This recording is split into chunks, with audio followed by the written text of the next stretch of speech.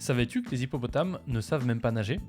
Et pourtant, ils passent tout leur temps dans l'eau. Et d'ailleurs, quand ils sont dans l'eau, ils sont extrêmement rapides. Ils vont plutôt à la vitesse d'un jet ski qu'à la vitesse d'un chien.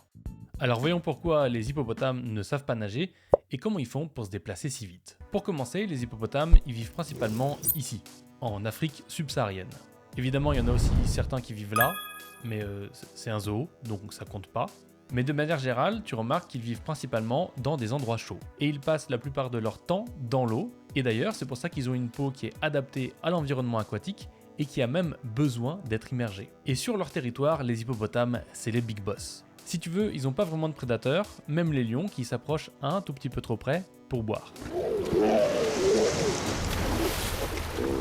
Et bien que les hippopotames passent 2/3 de leur temps dans l'eau, ils ne savent pas nager. En tout cas, pas comme le ferait un crocodile ou un dauphin, tout simplement parce qu'ils n'ont pas de système de propulsion. Le dauphin, lui, a des nageoires, dorsales, caudales et pectorales.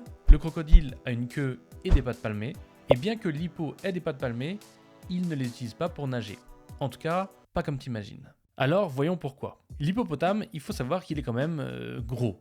Et c'est pas parce qu'il va trop souvent au McDo, tout simplement, il est construit comme ça. Un hippopotame, ça peut peser jusqu'à 4,5 tonnes.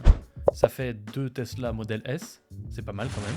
Et c'est le deuxième animal le plus lourd après l'éléphant. Alors si tu te dis que l'hippopotame ne peut pas nager parce qu'il est trop lourd, eh ben tu te trompes, puisqu'au contraire, c'est son avantage. Parce que l'hippopotame, il n'est pas juste gros, parce qu'il mange trop au McDo, comme je te l'ai dit, mais parce qu'il a été designé comme ça.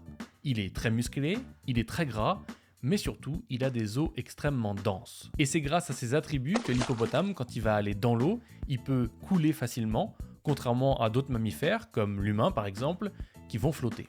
L'hippopotame, il va donc utiliser son poids pour aller au fond de l'eau et utiliser ses pattes pour marcher. Un petit peu comme si tu avais pied dans la piscine. Là, on a l'impression qu'il fait des petits sauts, un petit peu comme un astronaute. Et d'ailleurs, c'est là le secret de sa vitesse légendaire sous l'eau. Et c'est confirmé par un article publié en 2009 qui dit que les hippopotames galopent sous l'eau et c'est ce qui leur permet d'aller plus vite. Mais il faut savoir que même si on appelle le déplacement de l'hippopotame sous l'eau un galop, ce n'est pas un galop comme le cheval.